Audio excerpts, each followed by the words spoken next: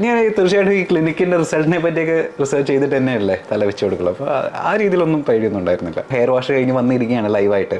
അപ്പോൾ എനിക്ക് കൊടുക്കാൻ പറ്റുന്ന ഏറ്റവും വലിയ എക്സാമ്പിളും ഏറ്റവും വലിയ ജീവിച്ചിരിക്കുന്ന വിറ്റ്നസ് ഞാൻ തന്നെയാണ്. എൻ്റെ തല നോക്കിയാൽ മതി. ഇവരുടെ പ്രൊഫഷണലിസം ഈ പറഞ്ഞ പോലെ എടുത്ത് പറയേണ്ട കാര്യം തന്നെയാണ്. ഒറ്റ ദിവസം കൊണ്ട് വേണമെങ്കിൽ ഇവർക്ക് പണി കഴിക്കാം. പക്ഷേ അതല്ലാതെ എല്ലാ കാര്യങ്ങളും ഈച്ച് ആൻഡ് എവറിത്തിങ് ചെക്ക് ചെയ്തും ഓക്കെ ആണെന്ന് നോക്കിയിട്ട് മാത്രമേ ചെയ്തുള്ളൂ എന്നൊക്കെ പറഞ്ഞ സമയത്ത് എനിക്ക് ഭയങ്കര കുറച്ചും കൂടെ അതൊരു സമാധാനവും ഒരു കോൺഫിഡൻസ് ബൂസ്റ്ററൊക്കെ ആയിട്ട് തോന്നി.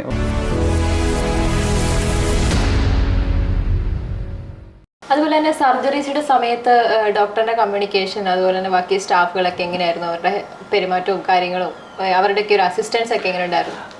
ആക്ച്വലി നമ്മൾ സർജറിക്ക് മുന്നേ തന്നെ ആദ്യത്തെ ഞാനിവിടെ ഡോക്ടറിനെ കാണാൻ വന്ന അന്ന് തന്നെ ഒരു വലിയൊരു സിറ്റിങ്ങും ഡിസ്കഷനൊക്കെ ഉണ്ടായിരുന്നു. അതായത് എങ്ങനെയാണ് ചെയ്യേണ്ടത്, എന്താണ് താങ്കളുടെ ആവശ്യം, ഇതൊക്കെ കൃത്യമായിട്ട് എനിക്ക് എങ്ങനെയാണ് വേണം എന്നുള്ളത് ഞാൻ ഓൾറെഡി കമ്മ്യൂണിക്കേറ്റ് ചെയ്തിരുന്നു from the first sitting itself.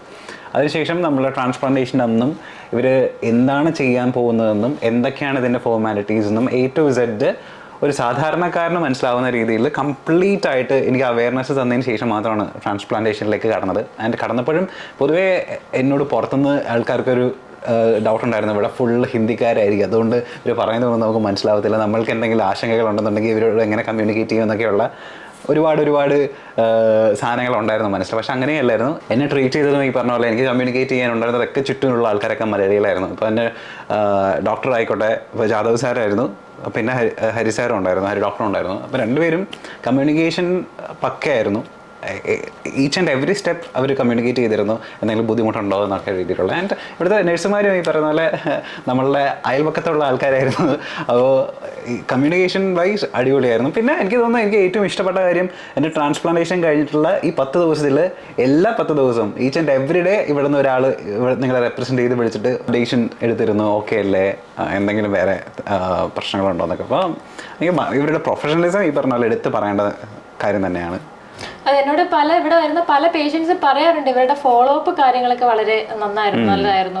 പ്രത്യേകിച്ച് ഡോക്ടേഴ്സ് ആയാലും ഭയങ്കര ഫ്രണ്ട്ലി ആയിട്ട് കെയർ ഇവരെ ചെയ്യുന്ന ഒരു കാര്യമൊക്കെ അവരിങ്ങനെ പറയാറുണ്ടായിരുന്നു. പിന്നെ എനിക്ക് ഇഷ്ടപ്പെട്ട ഒരു കാര്യം, അതായത് ഞാൻ വരുന്ന ട്രാൻസ്പ്ലാന്റേഷന് വന്ന അന്ന് ഇവിടെ ഒരു പേഷ്യൻ്റ് ഉണ്ടായിരുന്നു. അപ്പോൾ എങ്ങനെ സംസാരത്തിൻ്റെ ഇടയിലാണ് പറയുന്നത്, പുള്ളി പോസ്റ്റ്പോൺ ചെയ്ത് 4-ാമത്തെ ദിവസമാണ് പുള്ളി വന്നേക്കുന്നത്. അതായത് ആദ്യത്തെ ദിവസം ചെയ്യാൻ പോയ സമയത്ത് എന്തോ BP-യുടെ എന്തോ വേരിയേഷൻ ഉണ്ടായിരുന്നു. ഇപ്പോൾ 2-ാമത്തെ ദിവസം വന്ന സമയത്ത് എന്തോ പ്രശ്നം ഉണ്ടായിരുന്നു. അപ്പോൾ ഇവർ ഒറ്റ ദിവസം കൊണ്ട് വേണമെങ്കിൽ ഇവർക്ക് പണി കഴിക്കാം. പക്ഷേ അതല്ലാതെ എല്ലാ കാര്യങ്ങളും ഈച്ച് ആൻഡ് എവറിത്തിങ് ചെക്ക് ചെയ്തും ഓക്കെ ആണെന്ന് നോക്കിയിട്ട് മാത്രമേ ചെയ്തുള്ളൂ എന്നൊക്കെ പറഞ്ഞ സമയത്ത് എനിക്ക് ഭയങ്കര കുറച്ചും കൂടെ അതൊരു സമാധാനവും ഒരു കോൺഫിഡൻസ് ബൂസ്റ്ററൊക്കെ ആയിട്ട് തോന്നി. അപ്പോൾ അതെനിക്ക് ഭയങ്കര ഇഷ്ടപ്പെട്ടു ആ പ്രൊഫഷണലിസം.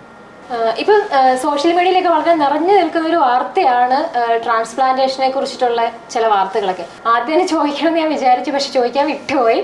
കാരണം ട്രാൻസ്പ്ലാന്റേഷൻ എന്ന് പറഞ്ഞു കഴിഞ്ഞാൽ ഏതാണ്ട് വലിയൊരു പേടിപ്പെടുന്ന ഒരു സംഭവമായിട്ടാണ് സോഷ്യൽ മീഡിയയിലൊക്കെ ഇപ്പൊ പ്രചരിക്കുന്ന വാർത്ത. ആ ഒരു സമയത്താണ് ഗത്താഫി ലാഡൻ സിറ്റിയിൽ വന്നിട്ട് തല വെച്ചു കൊടുക്കുന്നത്. അപ്പോൾ ഈ ഒരു സമയത്ത് എന്ത് ധൈര്യത്തോടെയായിരുന്നു ലാഡൻ സിറ്റി ചൂസ് ചെയ്തത്?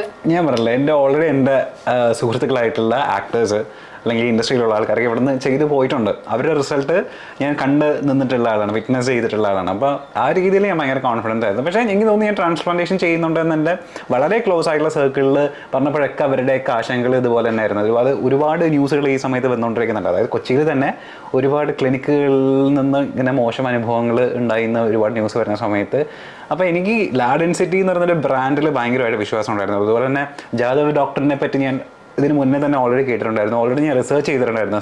സാർ ഇന്ത്യയിലെ തന്നെ ഒരു one of the leading head doctor എന്ന് വേണമെങ്കിൽ നമുക്ക് പറയാൻ പറ്റുന്ന ഒരാളല്ലേ. അപ്പം സാറാണ് ഇതിൻ്റെ സർജറിയുടെ നേതൃത്വം കൊടുക്കുന്നതെന്ന് പറയുമ്പോൾ അതിലൊരു കോൺഫിഡൻസ് ഉണ്ട്. പിന്നെ എനിക്ക് എക്സാമ്പിളായിട്ട് എൻ്റെ ഫ്രണ്ട്സ് ഓൾറെഡി ഇവിടുന്ന് ചെയ്തിറങ്ങിയിട്ടുള്ള ആൾക്കാരുണ്ട്. ഇപ്പോൾ സാജൻ ചേട്ടനായിക്കോട്ടെ, പ്രമോദ് മണി ആയിക്കോട്ടെ.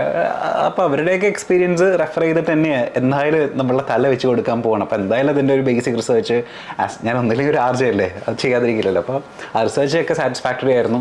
എൻ്റെ ഫ്രണ്ട്സിൽ നിന്ന് കിട്ടിയ കോമൻസ് സാറ്റിസ്ഫാക്ടറി ആയിരുന്നു. പിന്നെ ജാദവ് സാറിൻ്റെ ഒരു ഹിസ്റ്ററി എനിക്ക് സാറ്റിസ്ഫാക്ടറി ആയിരുന്നു. അപ്പോൾ പിന്നെ ഞാൻ എന്തിനാണ് പേടിക്കുന്നതെന്ന് കരുതി. പിന്നെ ഞാൻ തീർച്ചയായിട്ടും ഈ ക്ലിനിക്കിൻ്റെ റിസൾട്ടിനെ പറ്റിയൊക്കെ റിസർച്ച് ചെയ്തിട്ട് തന്നെയല്ലേ തല വെച്ച് കൊടുക്കുള്ളൂ. അപ്പോൾ ആ രീതിയിലൊന്നും പേടിയൊന്നും ഉണ്ടായിരുന്നില്ല. ഇപ്പൊ ഇവിടെ ട്രാൻസ്പ്ലാന്റേഷൻ ചെയ്ത എന്ന വ്യക്തി എന്ന നിലയിൽ ഇനിയിപ്പം ട്രാൻസ്പ്ലാന്റേഷൻ ചെയ്യാൻ ആഗ്രഹിക്കുന്ന ഇത് വീഡിയോ ഒക്കെ കാണുന്ന ഒരുപാട് ആൾക്കാരുണ്ടാവും. പക്ഷെ അവർക്ക് പല ടെൻഷൻ ഉണ്ടാവും, ഇതുപോലത്തെ ന്യൂസ് അതൊക്കെ അവരെ ഒരു ബാധിച്ചിട്ടുണ്ടാവാം, അല്ലെങ്കിൽ പേടി, ടെൻഷൻ. അപ്പൊ അങ്ങനെയുള്ള ആളുകൾക്ക് എന്തൊരു സന്ദേശമാണ് അവർക്ക് കൊടുക്കാനുള്ളത്?